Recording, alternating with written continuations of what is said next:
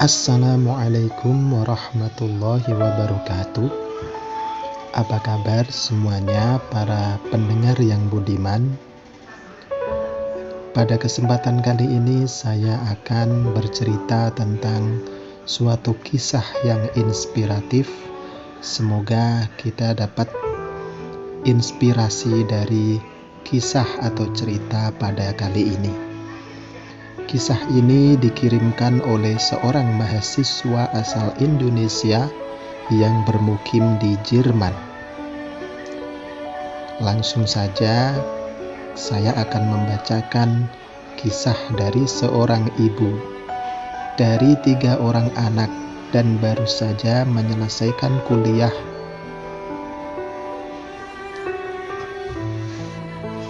Seorang ibu yang baru saja menyelesaikan kuliahnya di salah satu fakultas di Jerman.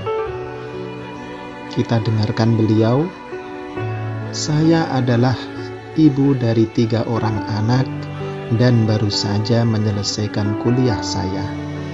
Kelas terakhir yang harus saya ambil adalah sosiologi. Sang dosen sangat inspiratif. Tugas terakhir yang diberikan kepada mahasiswa diberi nama smiling. Seluruh siswa diminta untuk pergi keluar dan memberikan senyumnya kepada 3 orang asing yang ditemuinya. Kemudian mendokumentasikan reaksi mereka.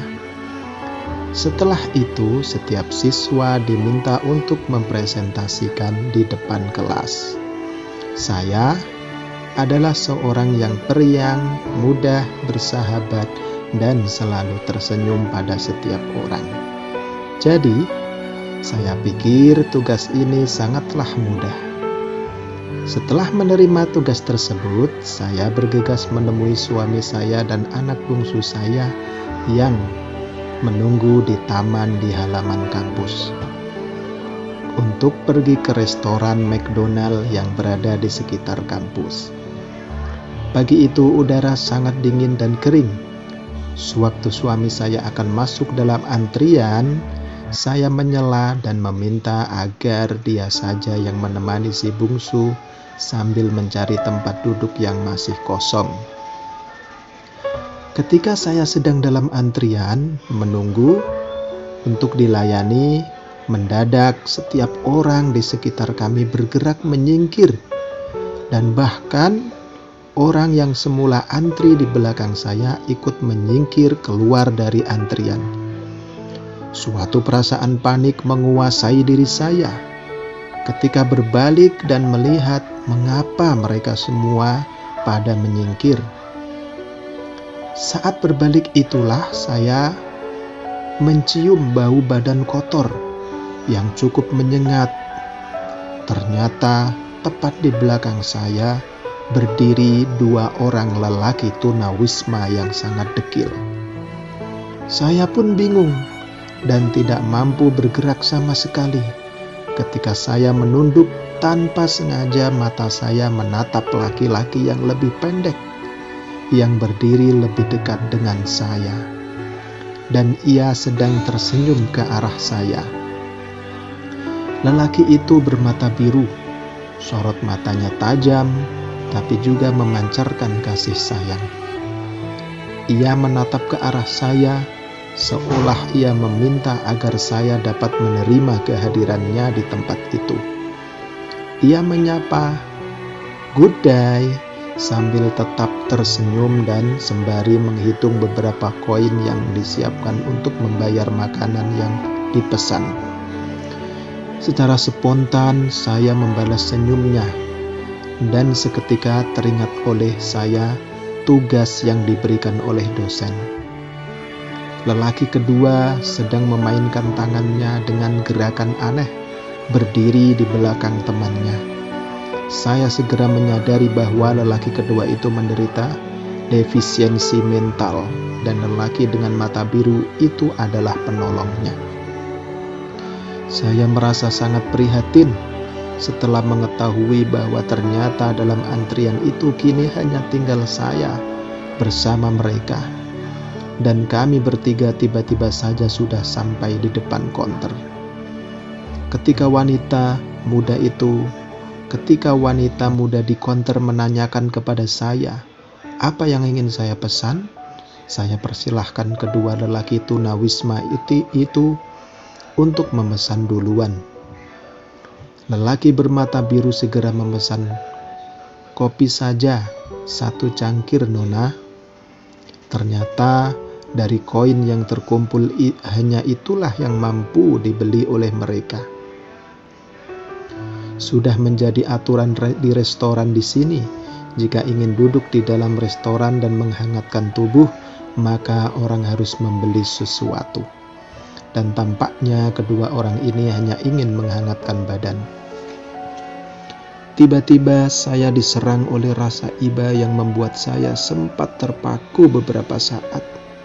Sambil mata saya yang mengikuti langkah mereka mencari tempat duduk yang jauh terpisah dari tamu-tamu lainnya, yang hampir semua sedang mengamati mereka. Pada saat yang bersamaan, saya baru menyadari bahwa saat itu semua mata di restoran itu juga sedang tertuju kepada diri saya, dan pasti juga melihat semua tindakan saya. Saya baru sadar setelah petugas di konter itu menyapa saya untuk ketiga kalinya menanyakan apa yang ingin saya pesan. Saya tersenyum dan minta diberikan 2 paket makanan pagi di luar pesanan saya dalam nampan terpisah.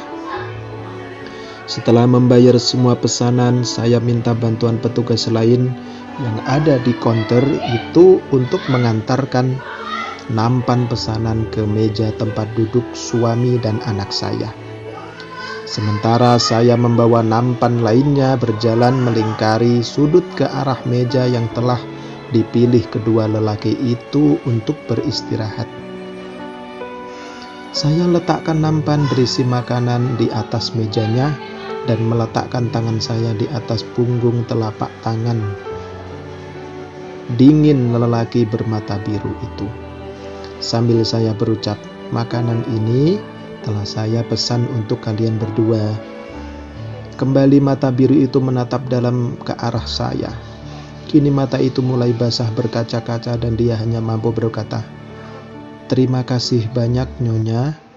Saya mencoba tetap menguasai diri saya sambil menepuk bahu saya, berkata, "Sesungguhnya bukan saya yang melakukan ini untuk kalian. Tuhan juga berada di sekitar sini dan telah membisikkan sesuatu ke telinga saya untuk menyampaikan makanan ini kepada kalian." Mendengar ucapan saya, si mata biru tidak kuasa menahan haru dan memeluk lelaki kedua sambil terisak-isak. Saat itu ingin sekali saya merengkuh kedua lelaki itu. Saya sudah tidak dapat menahan tangis ketika saya berjalan meninggalkan mereka dan bergabung dengan suami dan anak saya yang tidak jauh dari tempat duduk mereka. Ketika saya duduk, suami saya mencoba meredakan tangis saya sambil tersenyum dan berkata, "Sekarang saya tahu kenapa Tuhan mengirimkan dirimu menjadi istriku yang pasti untuk memberikan keteduhan bagi diriku dan anak-anakku." Kami saling berpegangan tangan beberapa saat, dan saat itu kami benar-benar bersyukur dan menyadari bahwa hanya karena bisikannya lah kami telah mampu memanfaatkan kesempatan untuk dapat berbuat sesuatu bagi orang lain yang sedang sangat membutuhkan.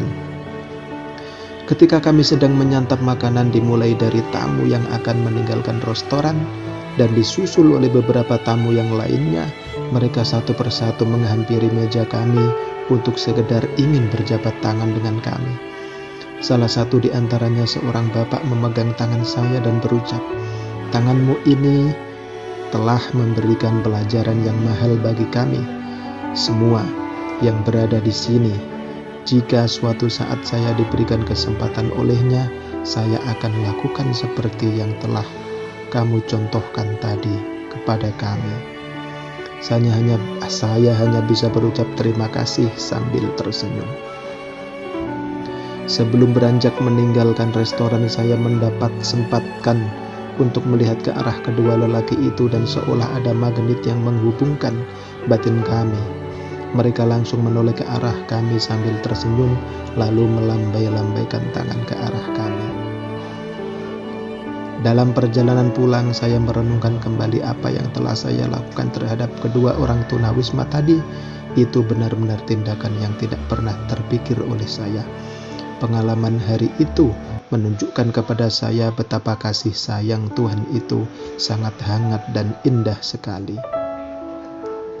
Saya kembali ke kampus pada hari terakhir kuliah dengan cerita ini di tangan saya.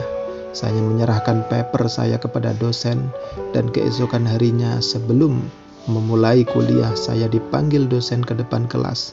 Ia melihat kepada saya dan berkata, "Bolehkah saya bagikan ceritamu ini kepada yang lain?" Dengan senang hati saya mengiyakan. Ketika akan memulai kuliahnya, dia meminta perhatian dari kelas untuk membacakan paper saya. Ia mulai membaca dan para siswa pun mendengarkan dengan seksama cerita sang dosen, dan ruangan kuliah menjadi sunyi. Dengan cara dan gaya yang dimiliki sang dosen dalam membawakan ceritanya membuat para siswa yang hadir di ruang kuliah itu seolah ikut melihat bagaimana sesungguhnya kejadian itu berlangsung. Sehingga para siswa yang duduk di deretan belakang di dekat saya, di antaranya datang memeluk saya untuk mengungkapkan perasaan harunya. Di akhir pembacaan paper tersebut, sang dosen sengaja menutup ceritanya dengan mengutip salah satu kalimat yang saya tulis di akhir paper. "Tersenyumlah dengan hatimu dan kau akan mengetahui betapa dahsyat dampak yang ditimbulkan oleh senyummu itu." Itulah suatu kisah yang sangat mengharukan, yang patut untuk kita tiru, yang patut untuk kita teladani. Kisah ini memberikan pelajaran kepada kita bahwa penerimaan itu tanpa syarat. Kita menerima semua orang yang berada di sekitar kita dengan tanpa syarat apapun. Semoga kisah ini dapat memberikan inspirasi kepada kita semua. Sampai jumpa di kisah selanjutnya. Wassalamualaikum warahmatullahi wabarakatuh.